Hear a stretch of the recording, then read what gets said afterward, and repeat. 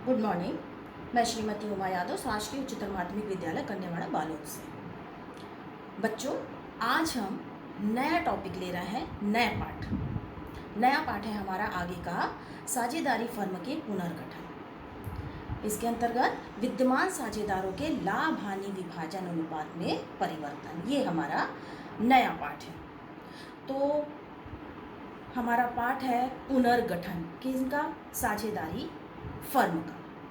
तो पहले मैं आपको बता दूं बच्चों, पुनर्गठन क्या होता है। पुनर्गठन का मतलब होता है साझेदारी वैध व्यवसाय को, कौन सा व्यवसाय?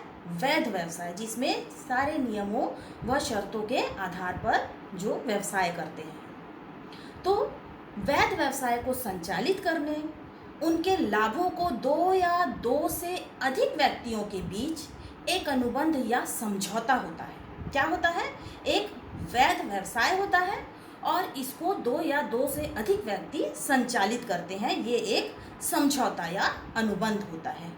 ऐसे अनुबंध या समझौते में परिवर्तन किया जाता है तो इसे हम साझेदारी फर्म का संगठन कहते हैं। क्या कहते हैं? साझेदारी फर्म का संगठन कहते हैं। तो बच्चों, अब समझ गए होंगे आप साझेदारी फर्म का पुनर्गठन क्या होता है। वैध व्यवसाय होता है, दो या दो से अधिक व्यक्ति उसे संचालित करते हैं और उसके लाभ हानि को बांटने का समझौता करते हैं, और उसमें यदि परिवर्तन किया जाता है तो हम इसे साझेदारी फर्म का पुनर्गठन कहेंगे। तो चलिए आज इसी में हम चर्चा करेंगे और आगे हम देखते हैं एक फर्म का पुनर्गठन जो है किन दशाओं में किया जाता है। तो बच्चों, ये निम्न दशाएं हैं जिसमें साझेदारी फर्म के पुनर्गठन किए जाते हैं। साझेदारों के मध्य आपसी संबंधों में परिवर्तन की दशा में साझेदारी फर्म का पुनर्गठन किया जाता है। इस फर्म का पुनर्गठन निम्न दशाओं में किया जाता है। देखते हैं। पहला, विद्यमान साझेदारों के लाभ हानि अनुपात में परिवर्तन होने पर। जब कभी भी साझेदारी फर्म में साझेदार लाभ हानि अनुपात में परिवर्तन करने का आपसी समझौता करते हैं तो क्या होता है? फर्म का पुनर्गठन होता है। दूसरा है नए साझेदार का फर्म में प्रवेश करने पर। जब साझेदार फर्म में सोचता है कि किसी अन्य व्यवहार कुशल और अतिरिक्त पूंजी की आवश्यकता है, तब वह क्या करता है? नए साझेदार को प्रवेश देता है। तो ऐसी दशा में हमें क्या करना पड़ता है? फर्म का पुनर्गठन करना पड़ता है। तीसरा है किसी साझेदार के अवकाश ग्रहण करने पर। साझेदार व्यवसाय करता है और उन साझेदारों में से यदि कोई भी एक साझेदार अवकाश ग्रहण कर लेगा तो बचे हुए साझेदारों का लाभ हानि में परिवर्तन आ जाता है। तो इस दशा में क्या होता है? फर्म को पुनर्गठन करने की आवश्यकता पड़ती है। अगला है किसी साझेदार की मृत्यु होने पर। सेम वही दशा यहाँ पर भी। जब फर्म में किसी साझेदार की मृत्यु हो जाती है तो जो बचे हुए साझेदार होते हैं उनके लाभ में परिवर्तन हो जाता है। तो ऐसी दशा में फर्म के पुनर्गठन की आवश्यकता पड़ती है। और अंतिम है साझेदार फर्म का एकीकरण या विलय होने पर। तो ये सारी दशाएं हैं हमारे एक फर्म के पुनर्गठन करने के लिए। तो बच्चों, अब हम आगे देखेंगे विद्यमान साझेदारों के लाभ हानि विभाजन अनुपात में परिवर्तन। क्या है हमारा अगला टॉपिक? विद्यमान साझेदारों के लाभ हानि विभाजन अनुपात में परिवर्तन। तो मैंने यहाँ पर शॉर्ट में लिखा हुआ है, ये सब लाभ हानि विभाजन में परिवर्तन के कारण होते हैं। तो हम इसके बारे में अभी चर्चा करते हैं। कभी कभी क्या होता है, विद्यमान साझेदार फर्म के लाभों में परस्पर लाभ वितरण अनुपात में परिवर्तन करने का समझौता कर सकते हैं। क्या कर सकते हैं? आपसी समझौता कर सकते हैं। इस दशा में क्या होता है? फर्म का पुनर्गठन किया जाता है। परिवर्तन की आवश्यकता जो है साझेदारों द्वारा कब होगी? जब पूंजी में वृद्धि। परिवर्तन की आवश्यकता हमें कब कब को पड़ती है? परिवर्तन की आवश्यकता जो है साझेदारों द्वारा पूंजी में वृद्धि या फिर प्रबंध में सक्रिय भागीदारी या अन्य कारण भी हो सकते हैं। इस दशा में क्या होता है कि फर्म का पुनर्गठन किया जाता है।